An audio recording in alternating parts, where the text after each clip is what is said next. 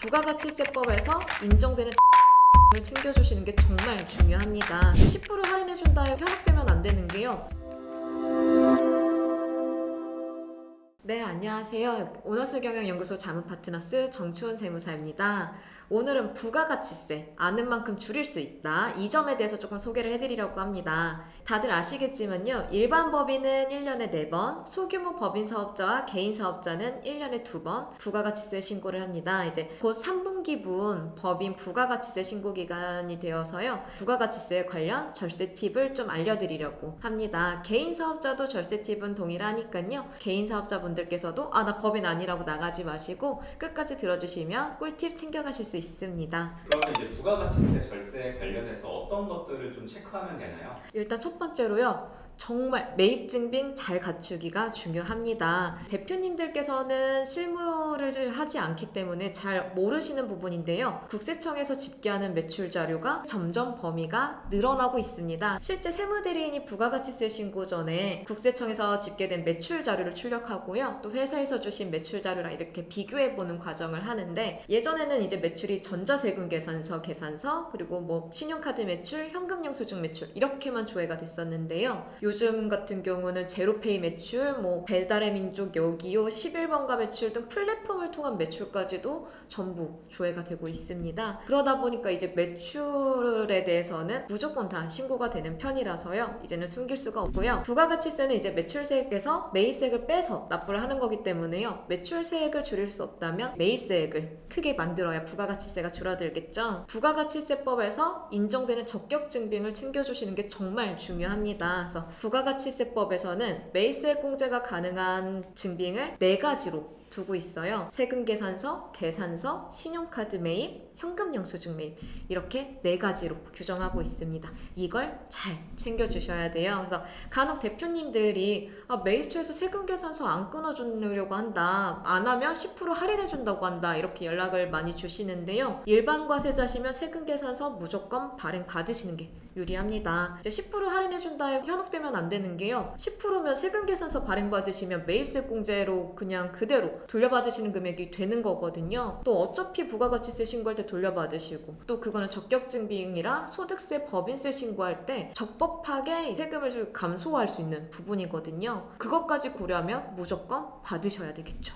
그러면은 이제 매입증빙 자료만 잘 보관하면 되나요? 일단 받으셨으면요. 세무대리인한테 전달하는 게 중요하겠죠. 전자세금 계산서, 전자계산서 등은 이제 세무대리인이 홈택스에서 바로 확인이 되지만요. 이제 수기로 받으신 세금 계산서, 수기로 받으신 계산서는 꼭 사진 찍어서 혹은 뭐 PDF로 세무대리인에게 전달을 해주시는 게 중요합니다. 요즘은 대부분의 개인 사업자분들도 전자세금 계산서 발행해 주시지만요. 뭐 월세나 운송료 같은 것들은 아직도 수기 세금 계산서들 많이 사용되고 있더라고요. 그거 누락하지 마시고 꼭 전달해 주시는 게 중요합니다. 그리고 또 이제 신용카드가 있어요. 그래서 또 저희 법인 사업자 같은 경우는 신용카드가 발행되자마자 홈택스에 등록이 되거든요. 그래서 홈택스에 등록되면 별도의 절차 없이 세무대리인이 그 사용 내역을 조회가 가능합니다. 개인 사업자는 홈택스에 사업용 신용카드라고 등록을 하셔야 저희가 조회가 가능하기 때문에요. 꼭 등록을 해주시는 게 중요하고요. 재발급 받으셔서 카드 번호가 바뀌셨다면 그것도 잊지 말고 등록을 해주셔야 됩니다.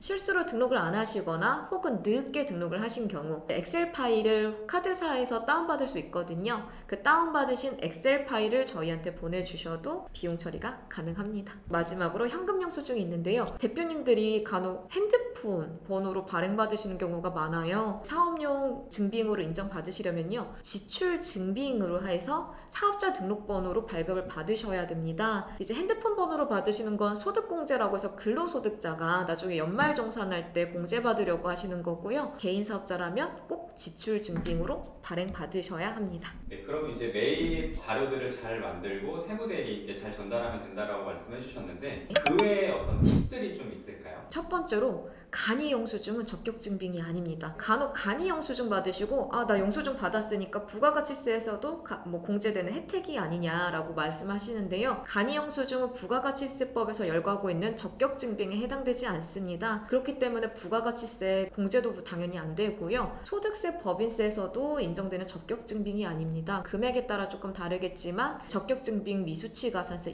2% 발생할 수 있는 부분이 있으시니까요. 꼭 세금 계산서, 적격증빙 챙겨주시는 게 좋고요. 나 번거로워서 잘 모르겠다 하시면 그냥 사업용 신용카드로 결제해 주셔도 괜찮습니다. 두 번째로 직원 명의 카드로 사용한 증빙도 반영이 가능합니다. 그래서 자주 있는 일은 아니겠지만요. 뭐 급한 상황에서 혹은 직원 명의 카드로 결제하는 게 유리해서 카드로 이제 사업용 비품을 결제하거나 사업용 비용을 결제하는 경우들이 있을 수 있어요. 이것도 사업과 관련된 비용이라고 인정이 되면요. 당연히 비용 처리가 가능합니다. 그래서 통상 대부분의 업체에서 직원 카드로 쓴 경우에는 회사에 청구하면서 이제 경비 청구서라는 양식을 쓰고 또 영수증을 첨부해서 회사에 제출하면 회사에서 이제 경비로 처리를 해주는 프로세스로 이렇게 진행이 되는데요. 이 증빙도 세무대리인한테 전달해 주시면 부가가치세 공제가 가능하기 때문에 꼭 전달해 주시는 게 좋습니다. 또 이 얘기 드리면 나 배우자 카드로 썼는데 혹은 가족명의 카드로 썼는데 라는 얘기도 가끔씩 하세요. 물론 실제 사업용 경비를 가족 카드로 사용하셨다고 하더라도 비용으로 반영은 가능합니다. 다만 이 경우는 사업용 경비라는 걸 입증하기가 조금 어렵긴 할 수 있습니다. 그러면 이제 사업용 계좌에서 출금되는 것도 매입 증빙이 다 되나요? 이 부분은요. 사업용 계좌에서 출금되는 거는 세금 계산서를 받아주셔야 혹은 계산서를 받아주셔야 비용 처리가 되기 때문에요. 꼭 거래처에 사용처에 세금 계산서 발행해달라고 요청을 해주셔야 되고요. 특히 이게 자동이체로 결제되는 것들이 자주 문제가 발생해요. 통신비라던가 뭐 자동이체로 매달 발생하는 항목들 이런 것들 잊지 마시고 꼭 세금 계산서 발행 청구해 주시는 걸 추천드립니다. 오늘 이렇게 부가가치세 절세 꿀팁에 대해서 알아봤는데요. 사실 가장 중요한 거는 세법에서 인정되는 증빙을 얼마나 잘 구비하는지가 가장 포인트라고 할 수 있습니다. 대표님들께서는요. 이걸 놓치지 마시고 비용 잘 구비하셔서요.